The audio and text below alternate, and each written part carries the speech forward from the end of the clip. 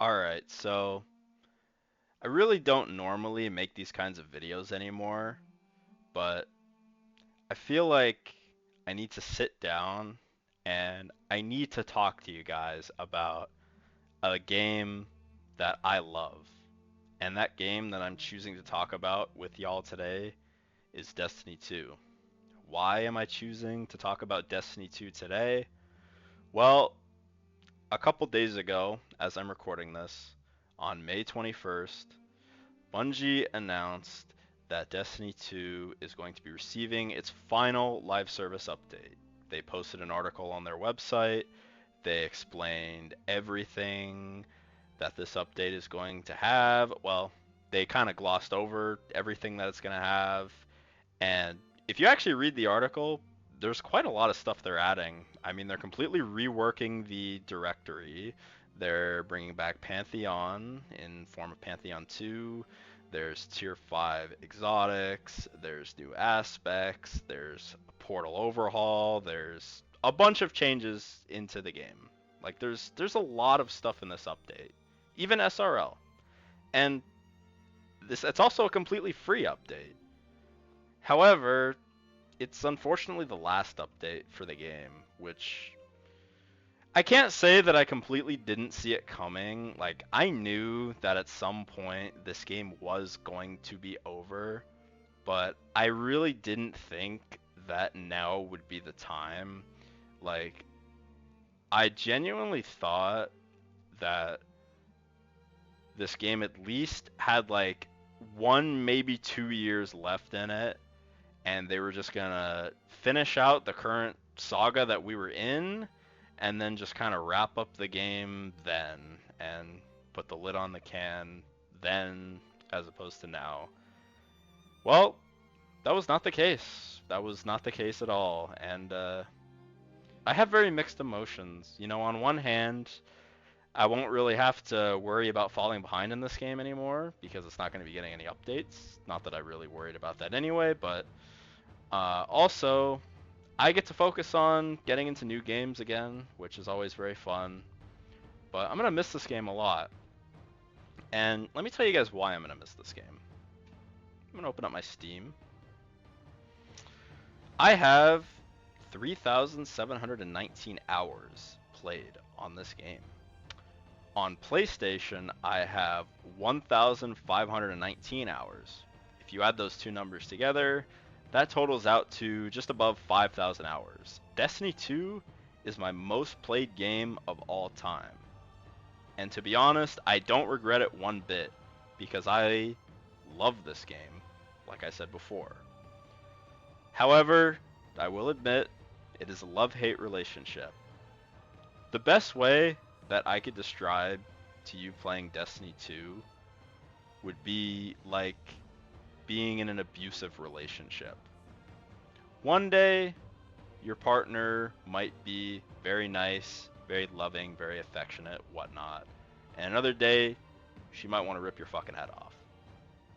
That's what this game feels like. Some days, it's great, update's great, this and that's great, no complaints. And then another day, it sucks. There's a bug that's really bad. There's a change they made that's really bad. Community unhappy. Uninstall game. That is the best way I can describe this game. I wanted to reflect upon my time with this game and my Destiny 2 career. I didn't play Destiny 1, but I played the shit out of Destiny 2. So, I think for the rest of this video, I'm just gonna kind of go over like kind of where I started and when I really started like going hardcore with this game, because 5,000 hours, it's a lot of time, but to some people it doesn't really sound like that much. For me, it's a lot of time, but also I technically wasn't playing every single season of this game.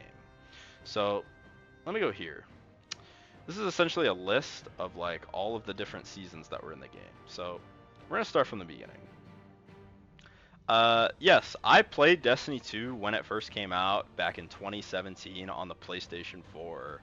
I played the Red War campaign. I thought it was very fun.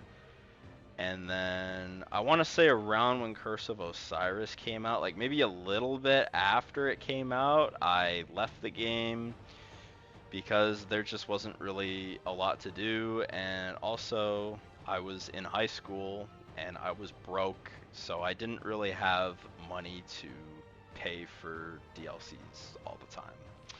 So I pretty much skipped the rest of year one, and I don't even think I really came back for when Forsaken came out. Although I will say there was some point, I don't remember exactly when, I did go back and I did play the Forsaken campaign when they made it free right before they got rid of it. But I really do wish that I did play back in these seasons, because these are often what people consider like the best time in the game. Like Season of the Forge is what people say is the best season of the game. Same with Season of Opulence. Like Season of Forge and Season of Opulence are like the golden eras of the game that people say. Shadowkeep, I did come back for Shadowkeep briefly. I remember specifically coming back for this season because I believe Ariana's Vow was the exotic in the Seasons Pass. I played it for a little bit, but ultimately didn't last because I didn't want to spend money. I remember people saying Season of Dawn was really good, and I also remember people saying Season of Arrivals was really good. I believe this was also the last season before they just got rid of a bunch of content out of the game. Beyond Light came out after that. I don't think I played... Okay, I think I played a little bit of Season of the Chosen and a little bit of Season of the Splicer. Like a very, very, very tiny amount of this season.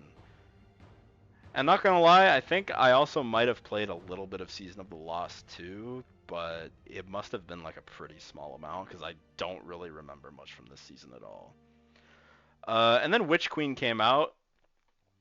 I hate to admit it because most people consider Witch Queen to be like one of the golden eras of this game. I didn't really play any of the seasons at all. Season of the Haunted, Season of the Plunder, Season of the Seraph, and then Season of the Risen. People consider like very good seasons for the most part. I think that's what most people say. They're all pretty solid seasons. Here is when I can actually talk about my experiences with the game, because when Lightfall came out, which was a DLC that was not very well received at all, this is when I decided to come back to the game and actually start hardcore grinding the game. I came back, so Season of Defiance came out February 28th. I think I came back in April. I played the shit out of this season. Season of the Deep was alright. I think Season of the Witch was a little bit better, but Season of the Deep was alright. And Season of the Wish. So between these two seasons was kind of that was kind of the point where I really wanted to be serious about learning how to do endgame content. I was LFGing for raids. I was looking up guides to raid mechanics. I was trying to learn raids. And I would say by the time Season of the Wish came out, which was a very long but honestly very solid season, I would say by the time Season of the Wish came out, I knew how to do basically every raid in the game. And this was also the time that Pantheon also came out. The first Pantheon. If you don't know what Pantheon is, it is a gauntlet of a bunch of raid bosses where each week the difficulty would escalate. And it was a pretty fun activity.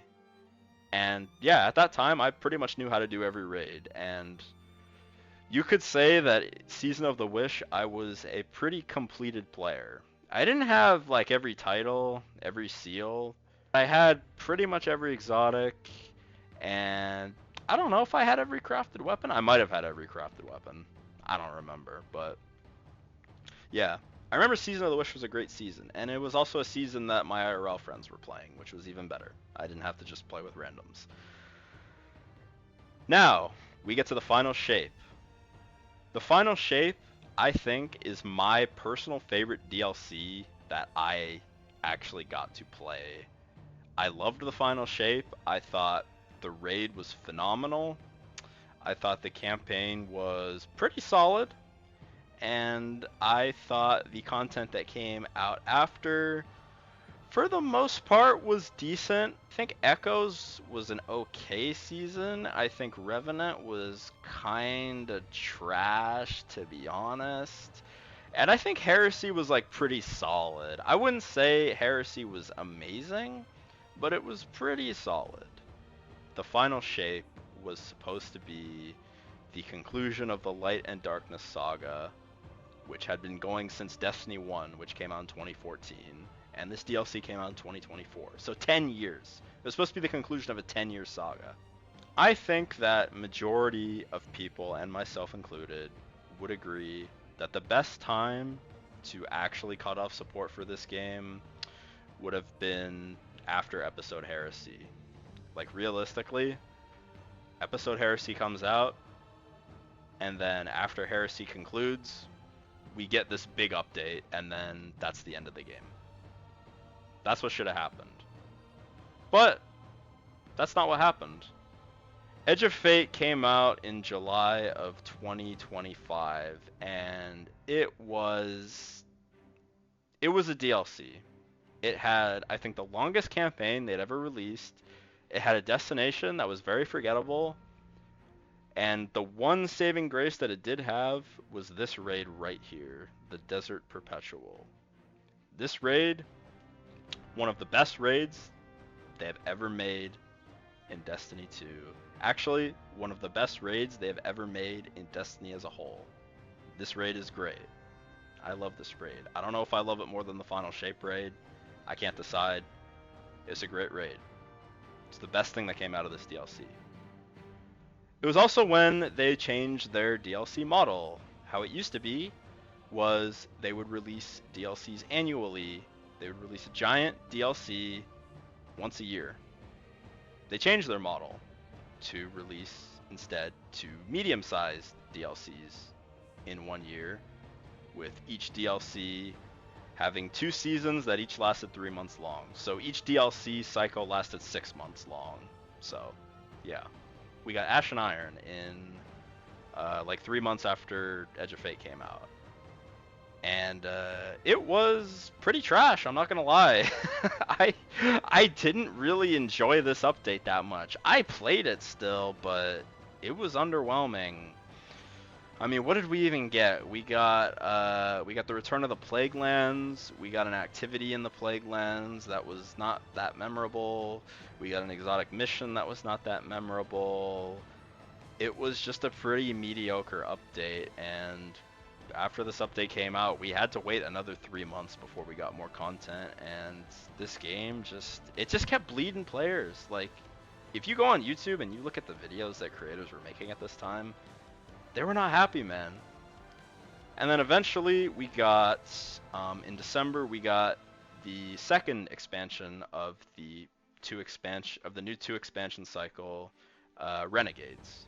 Renegades was supposed to be a Star Wars inspired DLC, and it was, I thought that there were parts of it that were decent, but I really cannot put it in the same tier as any of the annual expansions prior, because it's just not big enough. The story was okay, but the campaign was very boring. I thought the Praxic Blade, which was essentially this game's version of a lightsaber, was cool. Like, it was cool, but other than that, and like the mission where you get it, and the dungeon, and the activity, I do think the activity, the Lawless Frontier, was a very, very good activity. Other than those things, it wasn't that great of a DLC, and I'm pretty sure it was also the lowest amount of players a new DLC had. I believe it only had 50,000 players on the first day of launch, and it was a long one around this time. And I mean, this is only like a few months ago as well, the stuff I'm talking about, but Bungie's new game Marathon came out, I believe, in March, which is when the mid-season update was supposed to come out. So Bungie ended up having to delay it until June, and then just the other day we heard the news that it was going to be the last update. And here we are. Shadow and Order is originally what it was supposed to be called. Now it's called Monument of Triumph, which I guess is an ode to the Age of Triumph update from D1.